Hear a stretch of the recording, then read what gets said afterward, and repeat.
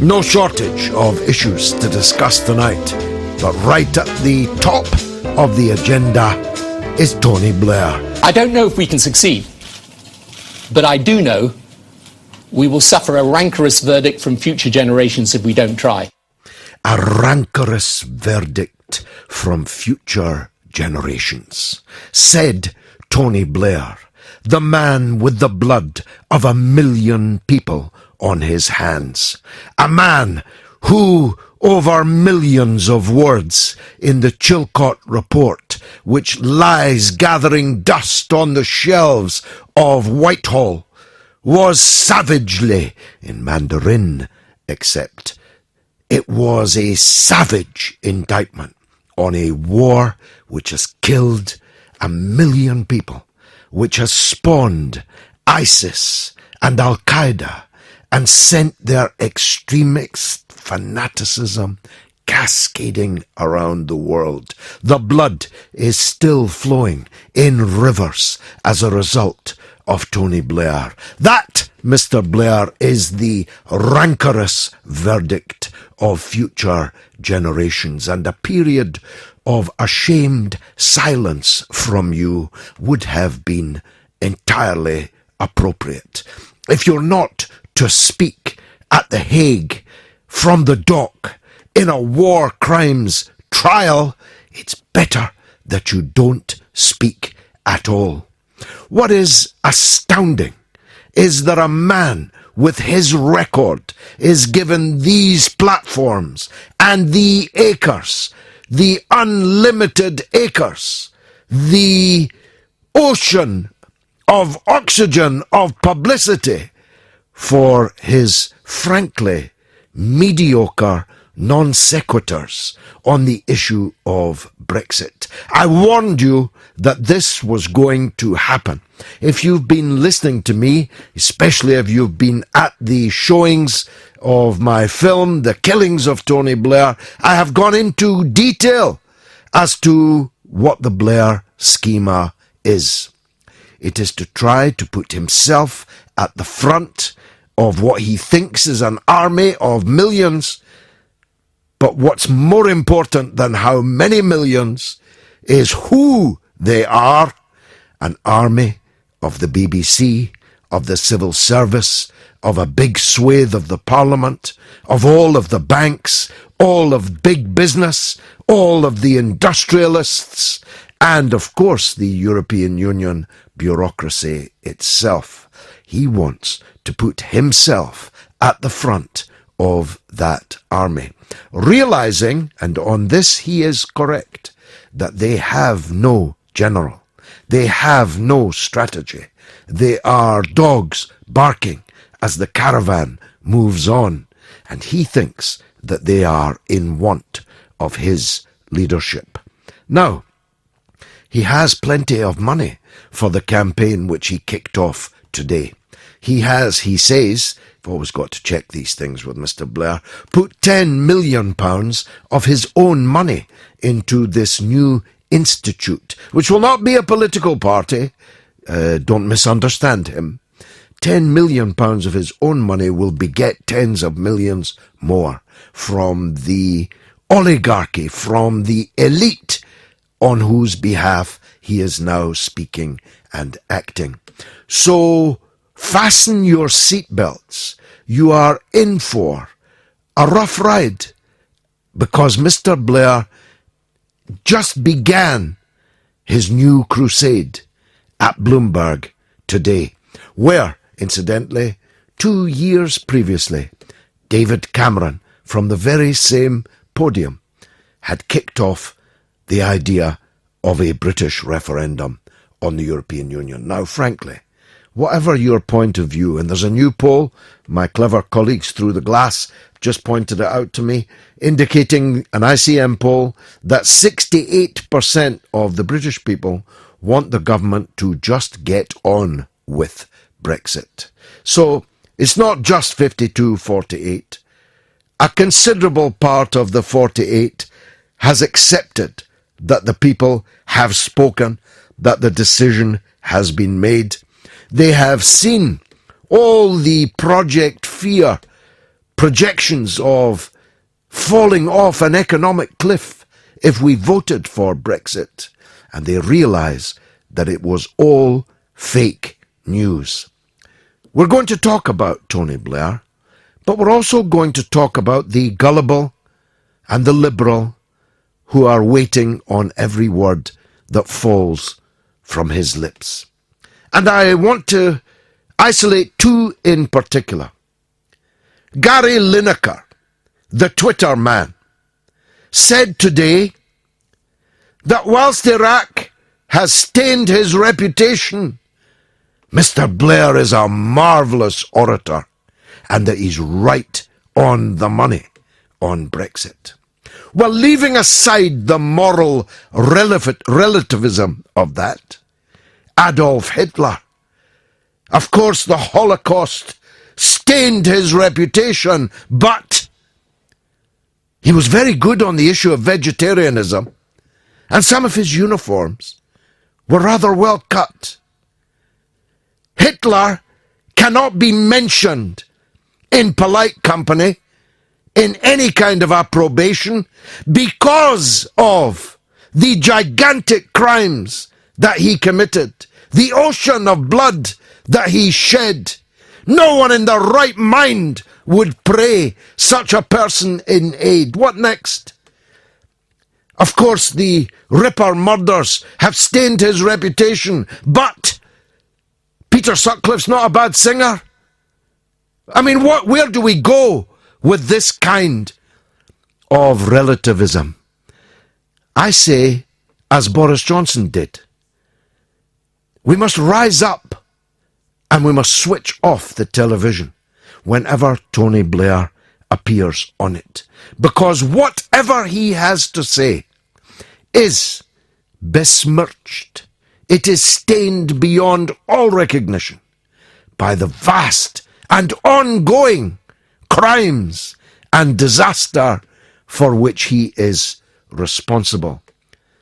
And then there was Nicola Sturgeon, the right-on SNP leader and Scottish First Minister, taking to Twitter to say that the quality of Mr.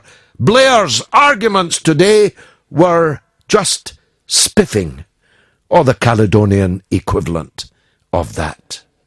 I've not been his biggest fan, she said.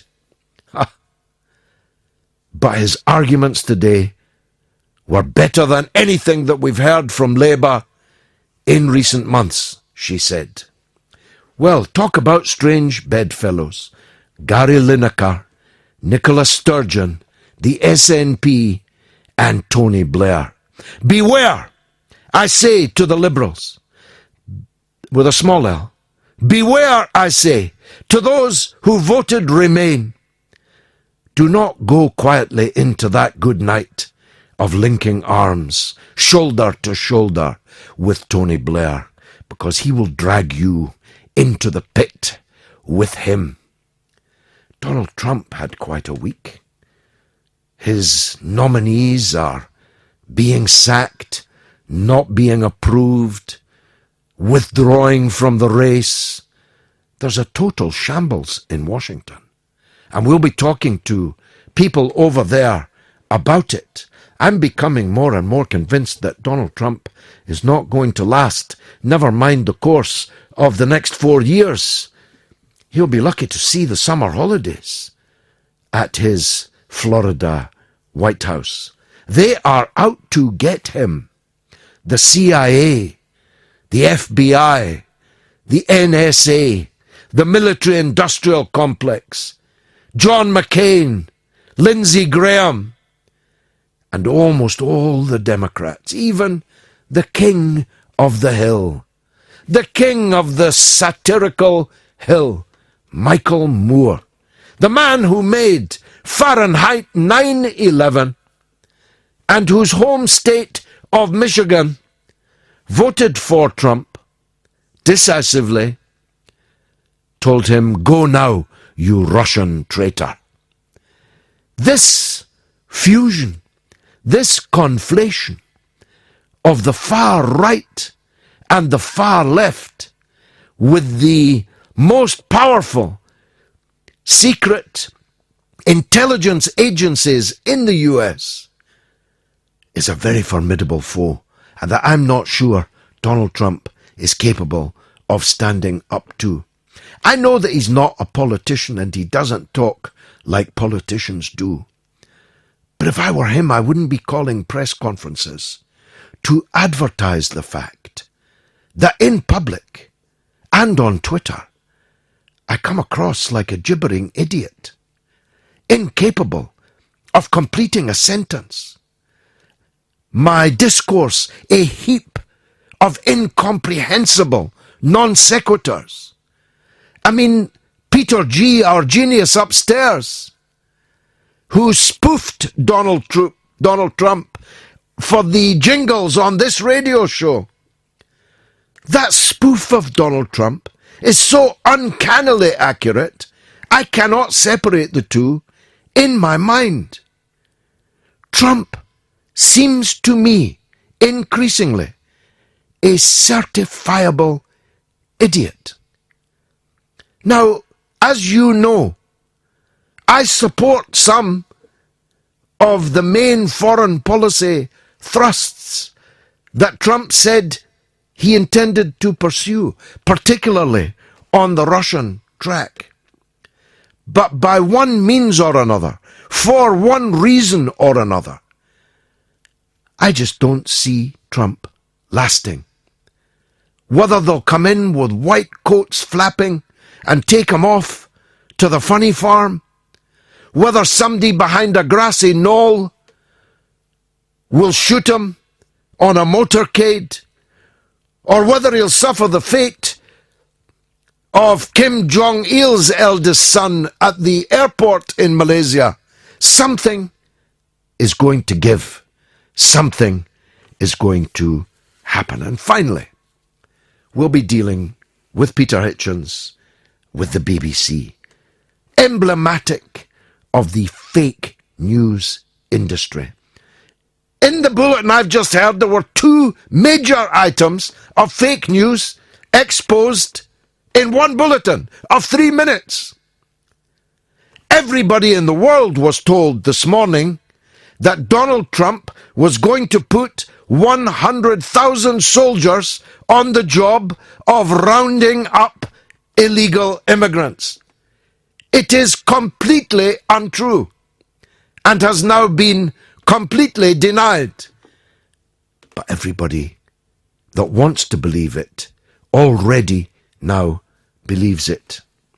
I'll leave the second of those examples of the fake news industry for my discussion with Peter Hitchens in the third hour. Yes, the British people voted to leave Europe, and I agree the will of the people should prevail.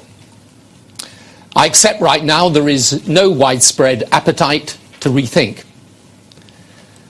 But the people voted without knowledge of the terms of Brexit.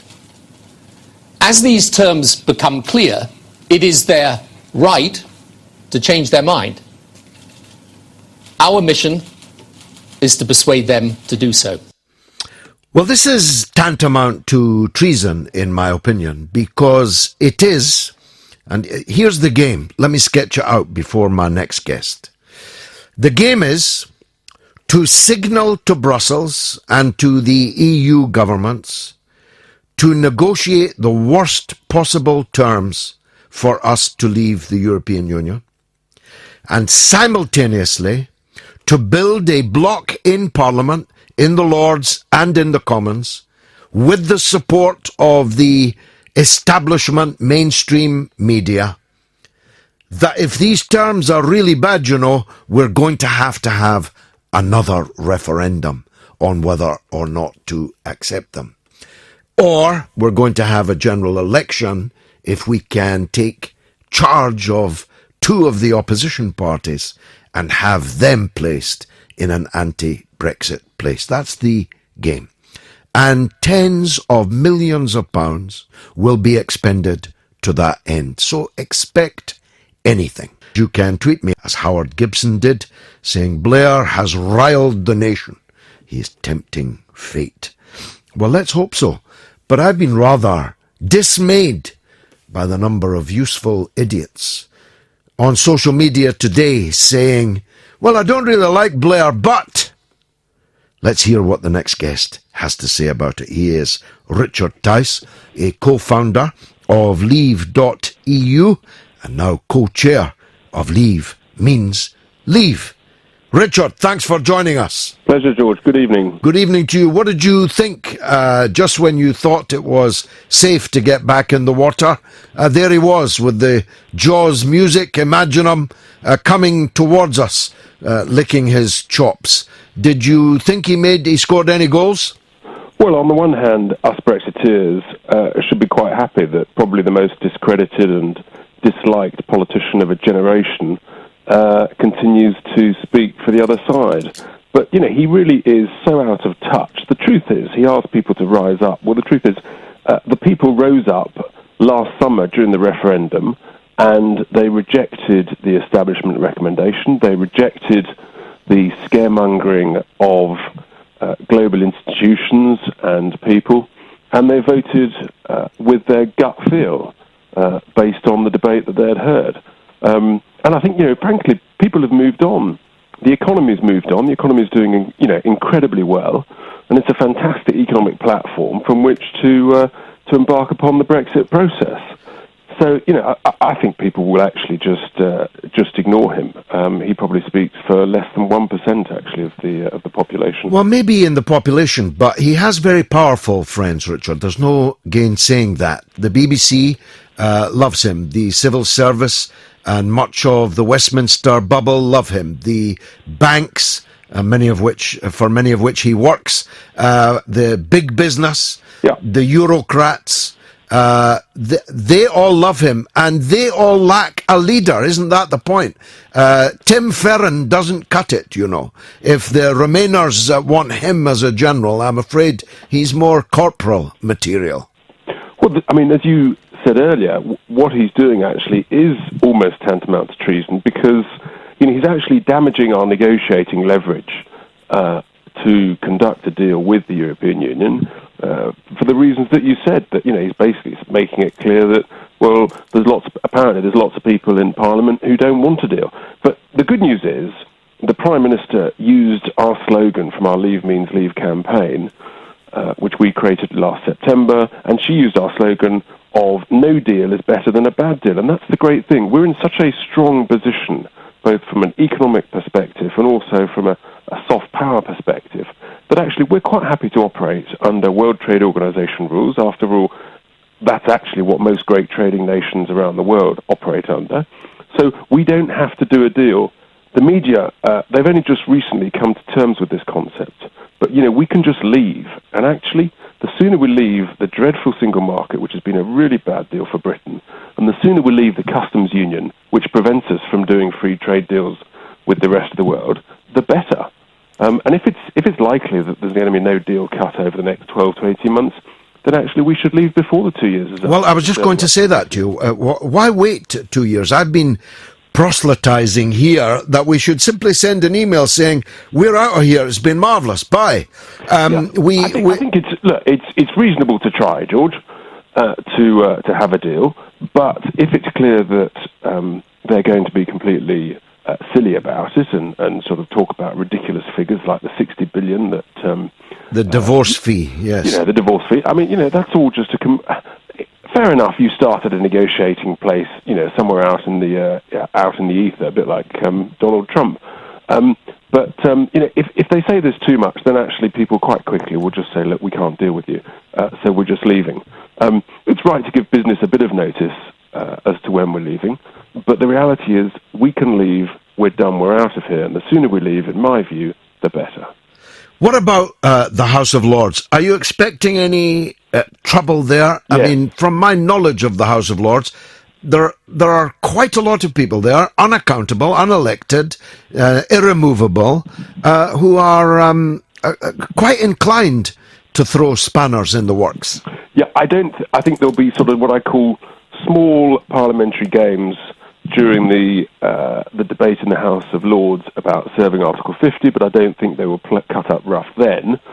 so that, the Prime Minister will be able to serve Article 50 before the end of March. Where they're going to get very difficult is during the debate about the Great Repeal Bill later this year. And I think they will cut up very rough. And for some of them, actually, they don't care. Frankly, some of them haven't got long to live, and, they're just going to try and play very dirty, in which case the Prime Minister has to make it increasingly clear that she's quite happy to create 500 or 1,000 sunset peers whose role it is to push through the legislation and then, frankly, abolish the lot of them. Here, you and I are comrades under the skin. Thank you very much, Richard Tice, the co-chair of Leave Means Leave. Fighting talk from the Brexit camp. I wholeheartedly endorse it. How hideously in this debate is the mantle of patriotism abused. We do not argue for Britain in Europe because we are citizens of nowhere. We argue for it precisely because we are proud citizens of this country, Britain, who believe that in the 21st century we should maintain our partnership with the biggest political union, the largest commercial market on our doorstep, not in diminution of our national interest, but in satisfaction of it. What is amazing to me is that people think that's marvellous oratory. First of all, it's being read off an auto cue and not read very well. You can tweet me, as Frankie Scouse has done. He said, the people should rise up. I think he used those words in Baghdad in 2003 to the Iraqi people. We know how that ended. Well, Frankie, a very good point. And I was wondering, what does he mean by rise up? If I were calling on the British people to rise up, I'd probably get expelled from I was going to say I would get expelled from the Labour Party, but that already happened. Born Vexed says, sounds like they're hoping for controlled, violent revolution to me. Why does he have a platform to speak? And Peter texts, Mr. Galloway, what are the chances of having this mass-murdering, deluded madman arrested? Says Peter in Glasgow. A question I've been asking myself every day for some considerable years. And just pause. In relation to what I just said a moment ago, Tony Blair is a member of the Labour Party. Ken Livingstone and me are not. John is on the line in Limehouse. Let's hear from him. John, go ahead, sir. Yeah, very good to speak to you, my good man. Thank you. What really infuriated me is that people allowed Tony Blair, to speak again, the damage he's done to this country. We don't need him at all to speak. The vote is quite simple. We voted out. We want to get our control of our borders back again. We've had enough of your nonsense. What is the problem here? He doesn't seem to recognise the word democracy. No, of course not. Am I wrong or am I right? No, you're absolutely correct. And these people have a lot to gain and a lot to lose. The banks, the big business, they were desperate for someone to come along, something to come along to derail this project. And that should tell somebody in Limehouse or somebody in Glasgow, where the next caller's from, if Tony Blair and all the banks and all the big business are in favour of remaining in the EU, why should you be in favour of it? How could there possibly be anything in it for you? If it's such a good idea, why is Tony Blair the leading voice for it? We made the right decision, John, to leave, and we should leave as quickly as possible. As possible. I'm 100% behind you, because Tony Blair earns a lot of money in the unelected, undemocratic European Parliament, which can't be voted out. He earns a lot of money out of that, and he doesn't want the idea, he won't get his salary anymore now when Britain's out. No, to be fair, what a shame. Tony Blair is guilty of many things, but making money out of the European Parliament, he's not. I think you're confusing him with his pal, Lord Peter Mandelson. Thanks for the call, John. David's in Glasgow. Let's hear from him. Go ahead, David. First of all, Tony Blair, like all unionists, right, is leading Scotland up the garden path like they do. Now, how many times are we going to allow Westminster and former Westminster politicians to lead a nation up the garden path? In 2014, my country were asked, right, well, they were told, if you vote no, you remain in the EU. So Scotland voted no, right? They then said in 2016, if you vote remain, the only way to vote remain to stay in the EU. We voted remain. But somehow we're still getting dragged out. And then the Leave campaign and all the Leave politicians said to the Leave voters in Scotland, if you vote Leave, like, see all the powers that are currently devolved, like fisheries and agriculture and all that, you will have competence over that because they're already devolved. Now, Westminster is saying, oh, we might actually undevolve fisheries and agriculture. Do you understand? It's like basically... Not only do I not understand, nobody listening to you can understand. Your declamatory interventions... You're also declamatory. No, well, but at least people understand what I'm saying. How do you know well, okay, I can't speak for all the listeners, so let me tell you as the presenter, I didn't understand a word of that. You did understand. No, I didn't. I didn't understand. I didn't understand. What I do know is that I can hear your knuckles dragging. I can hear your knuckles dragging. I hear them dragging along the pavement. You're a caveman, and there's no point in hanging up just because you can't make yourself clear. By the way, Ken in Newcastle's banned, so get rid of him, will you? He's the religious nutter that I banned for hate speech just a few weeks ago. Steve in Nuneaton, he's up next. Go ahead, Steve. Good evening, George. A pleasure to speak to you, my friend. And you, sir. Yeah, well, I'd like to say what's happening about Tony Blair coming back. I think it's like a bit of reverse psychology with the Labour Party. Although he seems to be trying to front up a different consortium, it seems to be the same type of people.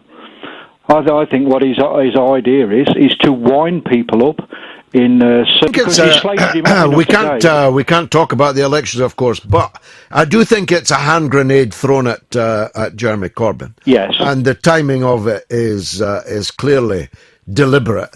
And with the recent resignations of some high-profile frontbenchers and defections from Corbyn's camp, another one today. Somebody I never heard of leaving a position I never knew they had. Simon somebody. Last week he would have been an irrelevant Trotskyite. Today he's an irreplaceable loss because he's resigned from Corbyn's team. I don't even know who he is or what job he had or why he's left, but the BBC very sonorously informed me that it would be an almost irreplaceable loss for Jeremy Corbyn. So I definitely do think that Blair has not given up hope in Labour politics. He intends to divide Labour, divide the Conservatives, and absorb the Liberal Democrats. He hopes to create a de facto centrist bloc in the Commons and a bigger one in the Lords to wreck the Brexit process. Yes, for me, that's what his game is, and I've been sure of that for many months. Yeah, I think, George, that what happens here, while you have constant scrutiny of the Labour Party, continual attacks on Jeremy Corbyn, and then, of course, you've had the ones on UKIP, the guy who's leading, I can't remember what his name is, but the guy who leads them, and they pulled a load of stuff out the cupboard that he's done. But who's sitting pretty while all that's happening? The people who control most of the media. Well, there's no doubt that the fake news industry, the CNNs and the BBCs and many others, the fake news industry is in overdrive. Yes. The question is, will they succeed better in this era than they did in the Brexit and in the Trump elections? See, they tried it in Brexit, they tried it in Trump, but they lost both times. The question is whether they can seriously make a comeback. Steve, a pleasure always. Oh, you're welcome, George. To hear from you. Tony, the war is over. It's finished. You know, we voted for Brexit. The rest of Europe is moving in the same direction too. I think it's really quite a sad spectacle to see, whether you liked him or not, a great Prime Minister re-enter the political fray on what is clearly a losing ticket. This is the guy who would have taken our country into the euro with what would have been catastrophic consequences. This is the guy who dragooned the United Kingdom into the Iraq war with consequences foreign ministers are still trying to deal with. Well, first of all, Mr. Farage, the war isn't over. If only the war was over. The war unleashed by Tony Blair is raging, and raging everywhere, across the entire Middle East, across much of the Muslim world, and exploding with deadly force in European capitals and elsewhere around the globe. And this man Blair is responsible, jointly and severally responsible for it. He should be behind bars, not at Bloomberg, but in The Hague, where war criminals should end up. That's my point of view, and it is the point of view on Twitter of Salman Khan. It doesn't matter what Tony Blair says, whenever I see him, the souls of 1 million Iraqis begin to haunt me. Now, let me take one more. Andrew texts, can you tell me why Tony Blair has not been put under citizen's arrest by anyone? By yourself, perhaps? Is he protected? Is he protected? He's protected by 8 fully armed Metropolitan Police officers at a cost of £20,000 per week at the taxpayer's expense. Your expense. You're paying him to crisscross the globe on business ventures. You're paying the police officers that follow him every step of the way. Now that question tells me, Andre, that you haven't seen my movie yet. John texts, conscientious objection is protected under EU Human Rights Convention. What does a Tory Brexit do for this and other rights? Good Friday Agreement is part of the EU human rights. I hope the Lords will add amendments to protect jobs, working conditions, environment and recreation grants. Well, all European Convention law is being incorporated into British law. So your question is a non sequitur. It simply doesn't follow, because the Prime Minister already declared that everything that is in British law via the European Union now will be enshrined in British law. And our standards of environmental protection, human rights and so on, will be not less than that prevailing in the European Union. Let's hear from Gabriel in Sunderland, Switzerland. My goodness, I need new glasses. Gabriel, go ahead. There's a big difference between Switzerland and Sunderland. Go ahead. Good evening, George. I've been just, trying to put the things together a bit. Have you heard a bit this strange mail to some parts of the Muslim... No, I did make clear, perhaps not in Switzerland, that we cannot discuss the by-elections or the assembly elections in the north of Ireland. We simply can't, for reasons of electoral law. What a pity. I was keen to hear the voice of Switzerland on the great issues that we're discussing now. Ford tweets, I voted Remain and always will think we'd be better off in. But Brexit won, so let's get on with it, bad or good. Well said, Ford. That is, I think, the prevailing view. Trotsky says Blair is an arsonist returning to the scene of the crime with a flamethrower, having burnt his bridges. A few mixed metaphors in there, Mr. Trotsky, but nonetheless I get your point. And Martin sends an email. 1 million Iraqis dead, 457 British soldiers dead, 100 without arms and legs due to his illegal wars. What does this man, Tony Blair, do now? Yes, spark a civil war between the working class Brexit voters and the pro-EU middle and upper class establishment.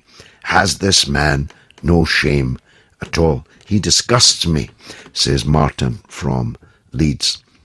Well, I really feel the same way as you, Martin. As you may have gathered, I find it difficult to contain my sense of rage and anger that not only is this man who told all these lies and cost the lives of all these people, not only is he still walking free, but his pockets are bulging with largesse, and he can command a television audience at the snap of his fingers. It is particularly difficult to bear. Now let's try another David in Scotland. Maybe it's the same one, I don't know. Go ahead, David. No, it's not safe, Judge. All right, son, go ahead. I pity you about your last call. I was interested in that. I've got a couple of points to make, George. I'm going to rattle through them quite quickly. Yeah. By the way, I watched Question Time, but I've stopped actually watching. But I watched it last night. It was in Glasgow, wasn't it? I didn't see it. What was it like? Dumbleby, I think, has been sneakily watching or listening to your programme. Because he actually started arguing with the Ramoners. You know what I mean? So, well, maybe we're getting through. Maybe we're making progress. No, well, he still needs to go, though. The other point is, now, Nicola Sturgeon, now, I thought her game plan, I was all for independence, but I was never for Europe. Yeah. Right? Yeah. Because Europe just eat us up alive. There'd be no question about it. A small country like ours, we'd end up like Greece. You know what I mean? But I thought her game plan was that was the only way to get another referendum was to say that like England had all voted to leave Europe and we had to stay in. Yeah. Scotland wanted to stay in. Yeah, although a million people in Scotland voted to leave the EU. That's right, and I was one of them. Yeah, and by the way, if you look at Professor Curtis's analysis on this, the number of people who voted yes for independence but leave for the European Union dwarfs the number of people going the other way. People who voted no for independence but yes for the EU. It's dwarfed the number. It's something like 3-1. So actually there's a net loss for Nicola Sturgeon, which is why I don't think she has the courage to go for a second independence referendum. Do you think she really wants this thing? No, I think, I don't know about that. I think it's all a tactical thing for them. But if she wants to have a referendum on leaving Britain but joining the EU, joining the Euro, accepting free movement of European Union labour in Scotland, where unemployment is at 5%, if she really thinks that the Scots will vote for that, she lives and knows a different Scottish nation than I do. Yep, that's for sure, George. Now, my other question was about Blair, right? That the war criminal. Yeah. Should be, as you say, behind bars. She backed him today, by the way. Oh, she was right on Twitter saying how great he was. No, nonsense. Now, I watched your film. Your film was brilliant. Thank you. It really was. And I would love to have seen it live. I actually managed to get it on the internet, but I'm sorry I didn't pay for it, George. Well, don't worry. I'm up. I'm up. Still hit home. I'm up. Well, you must let me know off air how you did that, so I can get it struck down. But I'll be in the Carlton on. It's in March. I can't remember the exact date now, but it's in early March. So you could come along and see it then. Well, you can give me the dates on that. I will. Okay. Blair, was he no elected into the House of Lords? No, not yet, because he'd have to declare his earnings. and he doesn't want to declare his earnings. If you had earnings like him, and from the sources he's got it, you wouldn't want to declare it either. But is he any influence in the House of Lords? Well, he's got a lot of influence amongst MPs and Lords.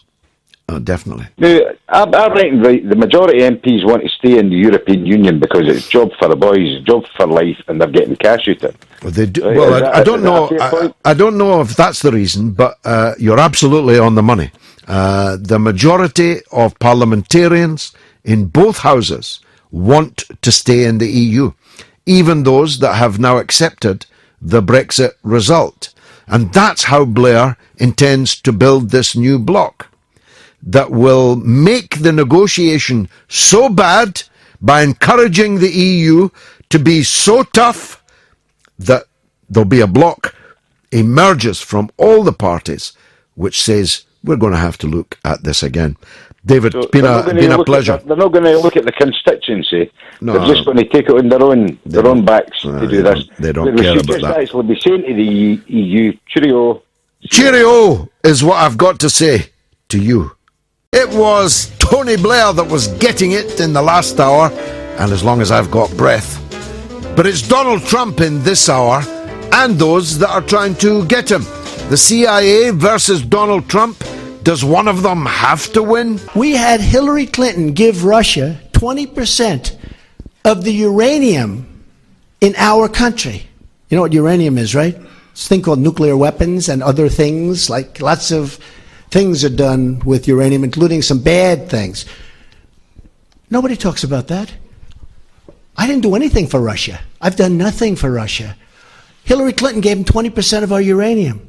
Hillary Clinton did a reset. Remember with the stupid plastic button that made us all look like a bunch of jerks? Here, take a look. He looked at her like, what the hell is she doing with that cheap plastic button? Hillary Clinton, that was a reset. Remember it said reset? Now, if I do that, I'm a bad guy. If we could get along with Russia, that's a positive thing. We have a very talented man, Rex Tillerson, who's going to be meeting with them shortly. And I told him, I said, I know politically it's probably not good for me. Hey, the greatest thing I could do is shoot that ship that's 30 miles offshore right out of the water. Everyone in this country is going to say, oh, it's so great. That's not great. That's not great. I would love to be able to get along with Russia.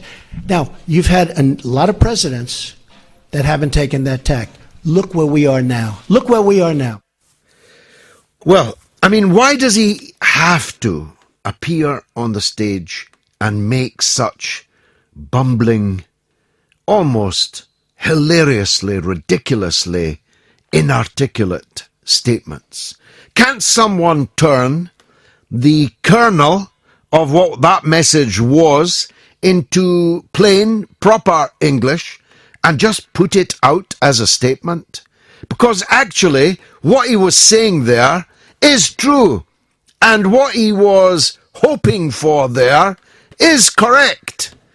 But it is wrapped up in contradiction, in non sequitur, and in such laughably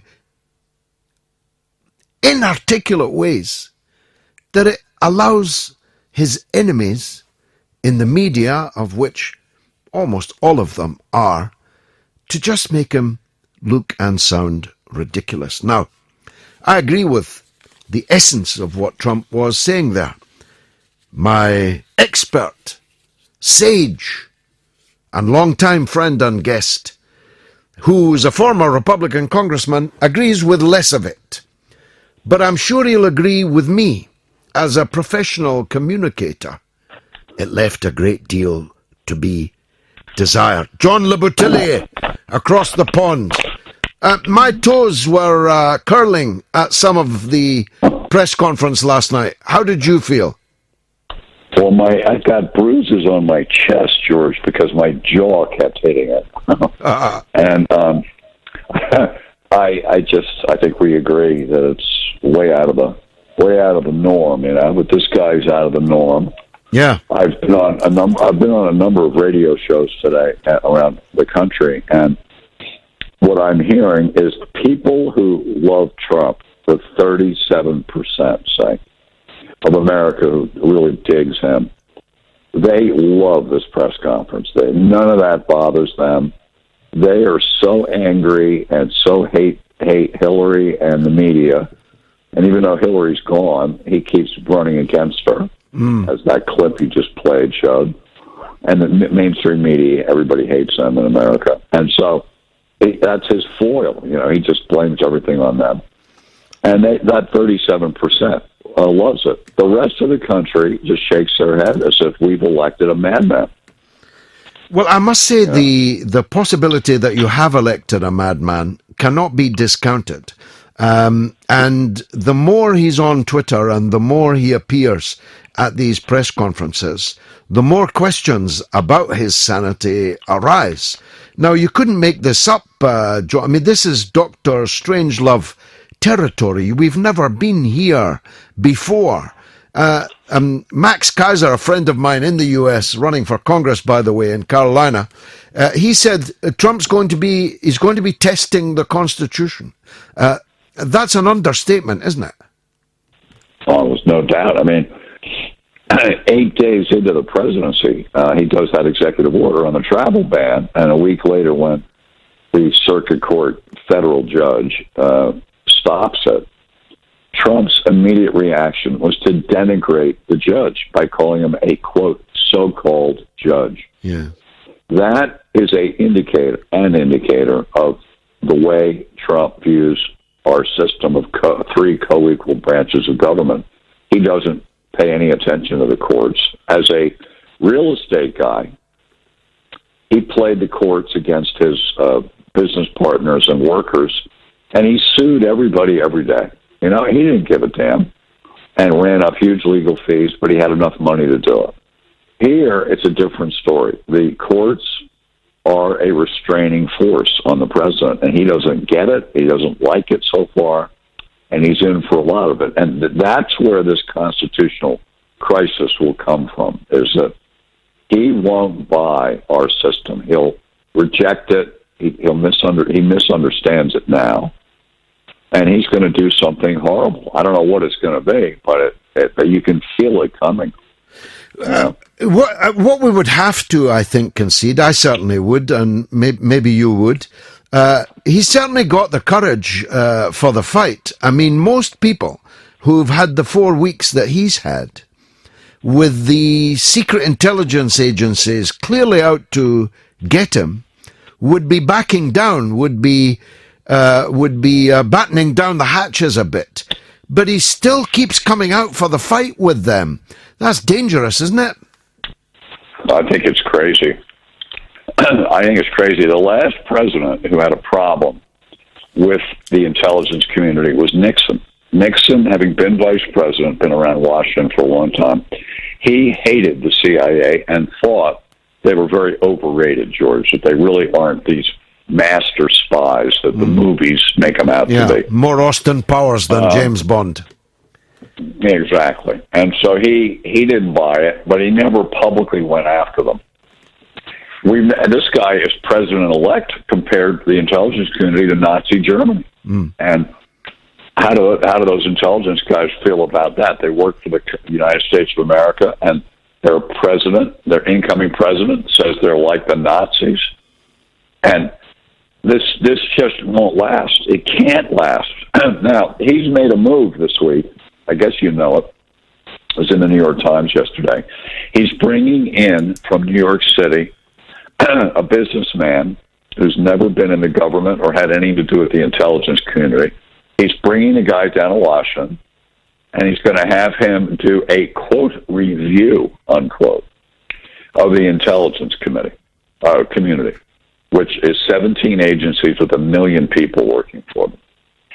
And this business guy is going to do a, quote, review, which I think is Trump's attempt to take over the intelligence community, to punish them for the leaking, for all the stuff about the Russians, the hacking, the dossier, the PP tape, all this stuff. He's declaring war back on them. And I think it's a war that a president cannot win. How does it end then, John? Does it end like Kim Jong-il's eldest son in the Kuala Lumpur airport the other day? Well, I'm not going to say that. I think that it ends. I've thought this for a year, that it's going to end badly. This arc of the story of Donald Trump is going to end badly. George, I do this podcast in America, and I had a guest on 2 weeks ago that's on what we're talking about. This guy, Dr. Gardner from Johns Hopkins University, psychotherapist, right? Yeah. And he's never examined Trump. He admits it. But from afar, he has analyzed Trump. And he says that he has the triple threat of mental and emotional illnesses. He's got malignant narcissistic personality disorder. He's got antisocial personality disorder. And he's got paranoia. And when you have all three, it is a bad story, bad situation. And as you get more power, you get sicker. And you just keep going, and you need more of it, and you get sicker as you go along. And looking at Trump today compared to 5 years ago, say, he's sick. This is not a well man. You can't look at yesterday and see a president of the United States making demonstrably false claims, like this is a perfectly running machine, or whatever he called it, fine-tuned machine. Fine-tuned machine, yes. Yeah, his administration, it's the worst first 4 weeks ever of any presidency. No one could even dispute that. It's a mess. People quitting, people being fired, people turning down jobs, withdrawing from nominations. I mean, what's good about this thing? Well, if you put it like that, John. No, look, I know you don't want to be drawn. Other than that, you don't want to be drawn on the Kuala Lumpur option, and I understand that.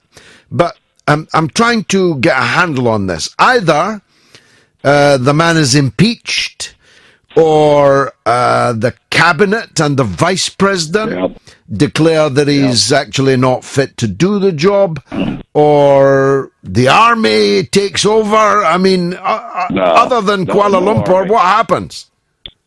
All right. Well, first of all, the guy that I do a lot of TV with, Doug Schoen, who's a Democrat, but a pretty conservative Democrat. Doug is now believing that here's what is likely to happen. Trump's popularity continues to decline.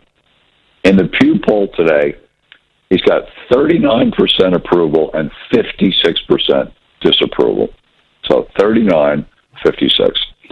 If he gets down to, say, 32%, really low approval rating, Doug believes many Republican members of the House of Representatives, all of whom obviously are up for re-election next year, every 2 years we do it, they are going to start worrying about their own re-election if they're too tight with Trump. They're going to start to separate themselves from Trump.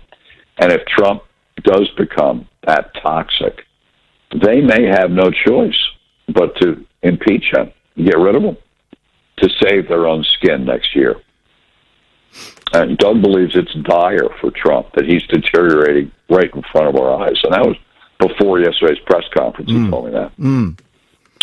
If you were advising him, if I was advising him, I'd tell him to announce that he was going to spend the next 4 weeks behind his desk working on doing his job, and that everything else from now on would be communicated in the normal way.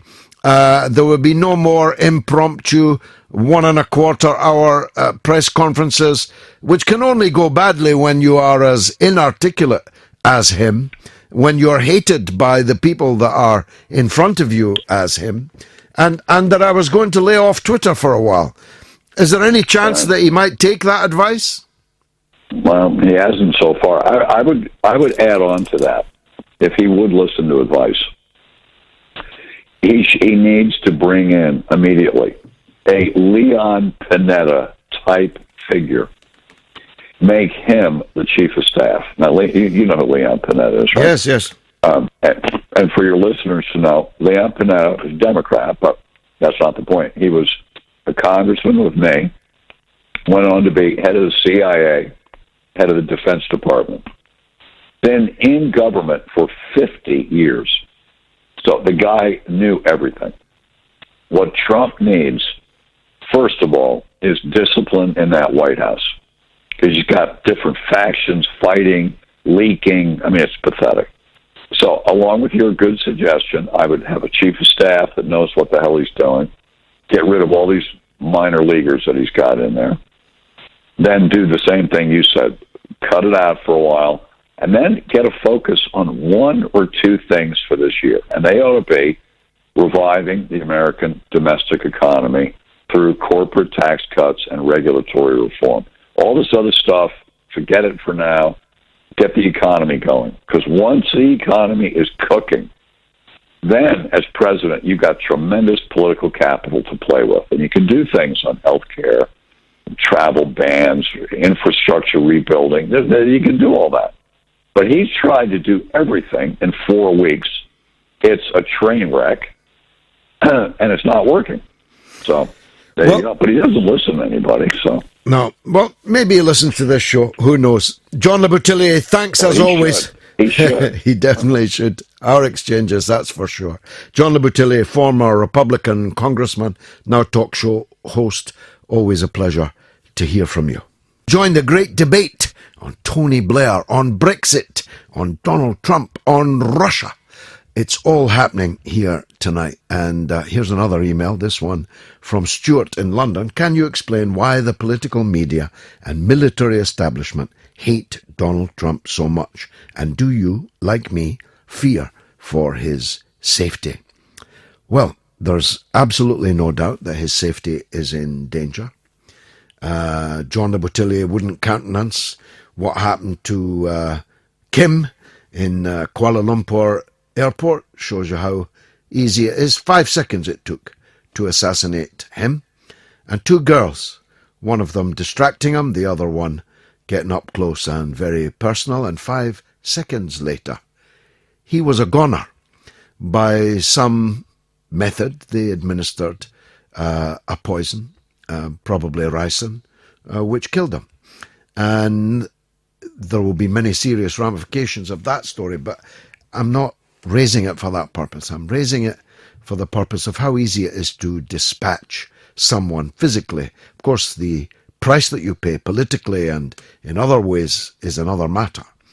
But that's one possibility for Trump. Another, John Le Boutillier was just canvassing it, that people will start to peel away from him and be more open to voting for his impeachment.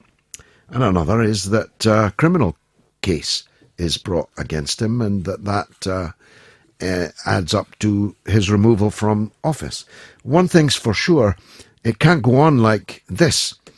Now, Trump is confronted by the deep state, the deepest of state organs, the so-called intelligence community, although I don't know why people have gone quietly into describing it thus, the secret spy agencies, the people that kill people, overthrow governments, subvert democratic processes, who spy on Angela Merkel, spy on François Hollande, as was revealed by WikiLeaks today. These people are very dangerous enemies. And to answer your question, they hate Trump because he means less profit for them. He's a threat to their fiefdom, their empire, 1 million people in 17 intelligence agencies with a vast budget of hundreds of billions of dollars. That's a big empire. And if you're challenging that by seeking to dramatically change the course of American politics towards issues like NATO and Russia and Syria and the wars of regime change that the US has been involved in for half a century or more, well, you're a danger, all right. Let's hear from Omar in London. Go ahead, Omar. How you doing, George? I'm a big fan. Good, thank you very much. What would you like to say? Well, firstly, I want to ask you, Trump seems to be in war with the media. Do you think he's going to see out his presidency? And did you see his press conference with Bibi Netanyahu? I didn't see it, but I read about it, and I did hear some excerpts from it. And as I predicted, Trump will be worse on the Israel-Palestine issue than Obama was, but better than Clinton would have been. That's roughly where I would place him. Yeah, but there's no question that every U.S. president gives an absolute blank check to Israel for its illegal occupation of Jerusalem and the Palestinian territories and so on. And that isn't going to change anytime soon. Did you hear that they legalized the settlements in their courts? Yes, indeed, but that doesn't make them legal, of course, because they're illegal under international law. It is a crime under international law to alter the structure, the demography, and so on of illegally occupied territories. If you militarily occupy a piece of land, then you are not allowed to tamper with that land. You're not allowed to build settlements on it, move populations on it, build roads for the exclusive use of the settler population and so on. You're not allowed to do any of that. But on the media point, Omar, I actually think that Trump is right. I think that the fake news media in the US and in Britain, who both got a tanking on the Brexit result and on the Trump election, they are a conspiracy against the public good. And the CNN is fake news. The BBC is fake news. And so when Trump says it, it takes your breath away, because we're not used to having someone in his position say these kind of things. But that doesn't mean he's not right. He's absolutely correct. Yeah, he's very entertaining, isn't he? I find it a bit cringe-making, to be honest. It doesn't entertain me. I want to pull the covers up over my head. Omar, thanks a lot. Let me go quickly to Laura in London. Go ahead, Laura. Yeah, hi, good evening, George. If it weren't for your show, I think I'd go a little bit nuts listening to BBC Radio. Yeah, I no longer do. Yeah, when someone calls in to say ying, they say yang. If you phone in to say yang, they say ying, and that's how they keep it going. Yeah. It's as disingenuous as that. Yeah. I have to disagree with your guest or add something to it rather, John Laboutier. He says that his medical guest or psychiatric guest who was talking about Trump said, that, he's got these three conditions, and one of them is paranoia. Well, it's not paranoia to think that the CIA and all those agencies are out to get you. Just because you're paranoid doesn't mean they're not out to get you. Well, absolutely. Or to think that Hillary Clinton and her people and CNN, all her cronies, and New York Times are out to get you. They are out to get him. And with all this nonsense about Russia meddling in the election when they've been the US has been meddling with elections for decades. Did you see the WikiLeaks today about the previous French election? Oh, I think I saw the CIA. CIA had a vast program of intervention in the French presidential election. Yeah, but that's common practice, so it's very hypocritical. And I mean, these people are. When we talk about crazy, if Trump is crazy, then what does that make George Bush, who went into 2 wars?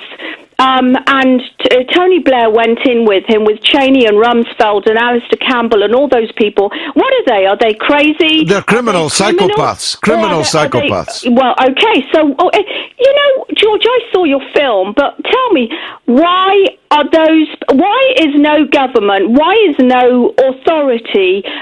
I heard the QC Michael Mansfield at the beginning of your thing at the Curzon Soho say that he felt that him and his colleagues, by some method, would have their day in court with Tony Blair. Well, when is that happening? A good question, Laura. I wish I could answer it, but all I can promise you is it's not for the want of trying that it hasn't happened yet. Laura in London, as always, a pleasure to hear from you. I can tell you, speaking for myself, I own nothing in Russia. I have no loans in Russia. I don't have any deals in Russia. President Putin called me up very nicely to congratulate me on the win of the election. He then called me up extremely nicely to congratulate me on the inauguration, which was terrific. But so did many other leaders, almost all other leaders from almost all other countries. So that's the extent. Russia is fake news. This is fake news put out by the media. Well, it is, when you put it like that, fake news. This ranging from girls wetting themselves with excitement in Moscow hotels to Trump has gigantic loans with Russian banks and so on. It is all fake news. The idea that the Russians put Trump into the White House as a kind of Manchurian candidate and that they had an unprecedented interest in the US elections when any foreign government, especially another superpower, has an interest in the outcome of an American election, and the Americans have an interest in the outcome of the elections in other countries. I told you earlier, WikiLeaks today has unmasked a gigantic intelligence effort by multiple US agencies to influence the outcome of the last French presidential election. You already know that Angela Merkel's personal, private, mobile telephone was being leaked, was being hacked, rather, by the United States intelligence agencies. She got an apology for it. There's no question that it happened. They accepted that it happened and apologized to her for it. And she agreed to draw a line under it. This is normal. It is normal for big, powerful countries with the means to do it to try and influence the outcome of politics in their own interests in other countries. The irony is that it appears that the attempt to hang Trump for Russia turns out to be completely baseless. I've told you before, Hillary Clinton, John Podesta's emails were not hacked. So there's no question that they were hacked by Russia, because they were not hacked by anyone. They were leaked, not hacked. I know that for a fact. I cannot tell you how I know it, or I'd have to kill you. But the truth is, they were not hacked. They were leaked by someone in the Democratic Party high command. And everything that was in the emails was the truth. As the emails about France today, every single one of them is the truth. There is no attempt to deny them. Now, Alexander Nekrasov is a wonderful talker, but he also knows what he's talking about, because he is a former special advisor at the Kremlin, now based here, and often to be found talking common sense, which is why you don't often see him or hear him on the very, very biggest stages. But he's always welcome here on Talk Radio. Alexander, welcome. George, thank you. How are you? I'm good. Now, it was unequivocal what Trump said there. He said, I have no loans in Russia. I have no property in Russia. I have no deals in Russia. The only connection between me and Russia is 2 phone calls that were very nice from President Putin. And I want to have good relations with Russia. You can't really hang a man for that, can you? Well, I think Trump made a very important point about Russia being a nuclear superpower. And he, I think, made a very important point that it's always good to be friends with a nuclear superpower. And this is common sense, right? Mm-hmm. Now, the thing is that common sense has become unfashionable in certain parts of the media. I would say in most parts of the media, as we saw yesterday at that press conference, where these so-called servants of the people. They always talk of themselves as as the servants of free speech or whatever. They're altruistic philanthropists, don't you know? Yeah, they have to do it. They have to, they always say we have to scrutinize the president, the government, because the people want us to do that. I usually reply to them that why didn't you scrutinize Obama? For 8 years, you didn't do anything. He did whatever he wanted. He sent all those drones to kill people indiscriminately. You kept silent. Nothing, right? Mm-hmm. Now comes Trump and says very innocently, I would say, that it makes sense to be friends with Russia. And my God, they're all at him, at his throat. They call him, agent of the Russian, of the Kremlin, and so on and so on. Now, I think that it really has to start. I tell you something. I'm looking at what is happening in Washington, and it in a certain sense, it is like a banana republic. Because only in a banana republic, it's not even in a banana republic, it's something like a surreal Orwellian banana republic, where the intelligence services are briefing against a sitting president. Now, how does that play along with the terms like democracy, freedom of this and that?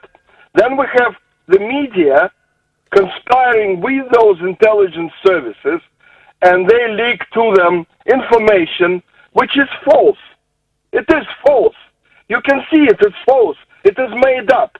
Just like that report by that former MI6 agent about Trump and Moscow. Now, I can tell you, George, I can pick up some of the rumors in Moscow about practically any foreign leader, Western, doesn't matter which one, and I can make up a report for you based on these rumors and hearsay and fantasies and mythology and so on, and it would be as bizarre as this one. Yes. Because what this man did, he picked up some of the, those outrageous rumors going around Moscow among certain people. There are a certain kind of people who tell those things, and some of them pretend they've heard it from somebody of authority, right? Yeah. So this guy who didn't have any connections to Russia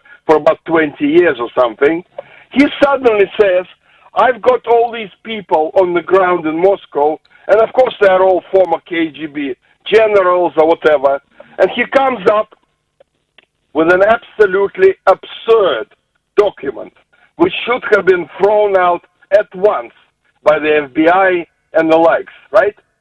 So no, they made a fuss out of it. And what is interesting, they continue to play those games with that report. They continue to ask questions. Do you think the Kremlin has something on Trump? Mm-hmm. I've heard this a few days ago, some, hack presenter sitting there and with a, clever expression asking some half celeb, half somebody else, saying, do you think they have, some information on Trump? It is remarkable. Yes. It is remarkable how this farce is being played out. Well, Alexander, he is being blackmailed. He's being blackmailed by his own intelligence services. They are saying to him that unless you drop all this nonsense about ending regime change invasions, all this nonsense about asking for a look at whether NATO and its current role is applicable in the new world, unless you drop this nonsense about resetting relations with Russia, unless you drop this nonsense about assisting the government in Damascus to defeat ISIS and Al-Qaeda in Syria and Iraq, unless you drop this, then we will continue to allege and insinuate all kinds of things about you that will lead to you being toppled. Well, the thing, George, that they all miss, all of those people in the intelligence community, as it's called in America, and all of those media people, is that the whole world is watching what is going on in Washington, right? Washington is the last America, obviously, is the last remaining superpower. Now, if in the last remaining superpower, the media and the intelligence community and a lot of other people are trying to undermine the sitting president, what do you think goes through the minds of other leaders in other countries who think to themselves, what should we do? If the only superpower is out of control, if the president is under attack from his own people, so how can we trust anything that comes out of America? What should we do? Maybe we should arm all of us with nukes and so on. Look at ISIS. Look how they've been emboldened by what's going on in Washington and staged those two spectacular attacks in Pakistan and Iraq, right? With a lot of people dead. Of course they see this mayhem in America, and not only them, a lot of other bad people. There's, all these terrorists. And they see that intelligence services that are supposed to fight them, the terrorists, they're going after their own president. They're planning to unseat him. They openly talk about impeachment. Yes. I'm hearing all these, young, ambitious hacks sitting there in studios and saying, well, I don't think he will last 4 years. I think there will be an impeachment, says some 25-year-old who hasn't seen anything in his life yet, worth remembering. Who are these people? What are they doing? You can't do those things when we're talking about a nuclear superpower. And secondly, don't these people understand that it's always good when nuclear superpowers are friends? How many times does Trump need to tell them that, guys, Russia is the country we need to be friends with? This is basic common sense, yet nobody listens. No one listens. I find, George, I find this remarkable. I never thought that American media was so dumb, honestly. Well, I did, but thank you, Alexander, for a very powerful tour de force, actually, on this matter. I'm really grateful to you for joining us. We are talking Trump, we're talking Blair, we're talking Brexit, we're talking Russia. Go ahead, Lisa. Hello, George. I really enjoyed your last caller and Laura, but your last caller was excellent. He was so impassioned, and he said a lot of the things that I was thinking. But what I was amazed at this week was how General Flynn's resignation or him getting fired was taken up by the media in this country. They virtually had a red under every bed fever. Yes. And they were pushing this they were using it really as an opportunity to push this whole anti-Russia thing to the max. And the hyperbole, talking about Trump being impeached, dying in jail, this, that, and the other thing that was going to happen with him. And I noticed on the political commentators, the very high-profile ones on the news and the radio were using it, as I say, as an opportunity to crank up this thing against Russia. Yes, with glee. This statement that was attributed to an intelligence officer that Trump was going to die in jail was cascaded around the Western media as A, of some importance, and B, something to be cheerful about. It's right. And what they don't report properly is that Flynn wasn't in violation of the Logan Act. What he actually did was quite pedestrian, quite banal, but they exploded it into something. And I noticed now that when callers in, who in the main, I'd say the texters in and the callers in are totally against this, but they get thrown in their face, oh, but John McCain says, oh, is he like the Oracle of Arizona? They're so eager to quote this man all the time when it's so clear that he is far from impartial. Including liberals. It is one of the mysteries of our age, how people that regard themselves, or at least formerly did, as liberals or even leftists are embracing the spy agencies and politicians like John McCain, who you would have thought was the antithesis of themselves. Yes, well, I've never heard him quoted so much. And the one person on your rival radio show, he was complaining that the texters, there was a deluge of people texting in or tweeting in who were opposed, and he said we were all A, brainwashed by RT, or B, typical UKIP supporters, which I think we've just got a lot of common sense. I think they're all totally brainwashed by their echo chambers who are totally carried away with this whole Russia thing, which brings me to say, when Trump said during his thing about Hillary and the uranium and whatnot, well, Bill Clinton was taking $500,000 from speaking engagements in Russia. Surely that is also a major conflict of interest, which brings me that these speaking engagements to me are becoming a major bugbear, because I think it's just deferred bribery or perhaps a down payment on bribery, and they're part of the swamp. You can't tell me that people like George Osborne, David Cameron, they're getting paid tens of thousands, even over 100,000 for a speaking engagement. Why? Are they giving speeches to the Insomniac Society and people need to be put to sleep? It's crazy.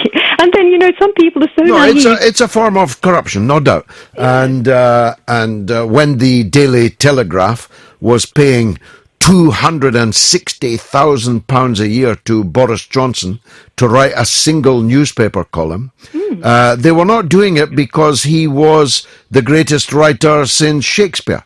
They were not doing it because every honeyed word of the column deserved its price of 50 or £100 per word. They were doing it as an investment in a politician. And these ridiculous speaking fees of over 100,000, in some cases many hundreds of thousands, in the case of Tony Blair, these are effectively politically corrupt payments. Of course they are. They're a part of the swamp. Exactly. John Lepeletier was talking about Trump's bringing someone in to oversee the intelligence communities, and he said he's a business person, he has no experience. Well, isn't James Comer, who's now, came in under Obama running the FBI, he was formerly on the board of HSBC, so does that qualify him to run the FBI? It seems that, there's a lot of a crossover between things, and, Well, if I was strong enough, if I were the President of the United States, and I was strong enough to do so, I would bring someone in from outside, and I would give them the brief, how you tell me how we can turn these intelligence agencies upside down, how we can have not 17 but 1 or 2, how we can have not 1 million operatives but half of that number, and how we can reduce the venality of the operations that our intelligence services have been on for decades, half a century or more. I'm not sure Trump's in a strong enough position to do any of that. I think it's very difficult for him because he's got a lot of Obama holdovers in the White House. He just needs to do a whole sort of root and branch, rip it all out and put new people in. Where's he going to get that many new people that he knows he can trust? Just on what you were saying about the CIA, wasn't there a WikiLeaks that said the State Department, this was to favor Hillary, was doing a little deal with the CIA to drop the investigations, and in exchange, they were going to give the CIA some more nice postings in nice locations in the world. I don't know, maybe Monaco as a little sweetener to get them to play ball. So they were going to sort of increase the amount of people in the CIA, in particularly exotic locations, just as a sweetener, which shows this whole thing is totally corrupt. It is utterly corrupt, yeah. I'm quite excited about a whole lot of things that Trump wants to do. The fact that they're so eager and doing everything they can to get rid of him means that he may actually achieve something. Well, maybe I'd avoid Kuala Lumpur Airport if I were him, and all grassy knolls. Thanks for that. A wonderful, wonderful call from Boreham Wood. Who knew?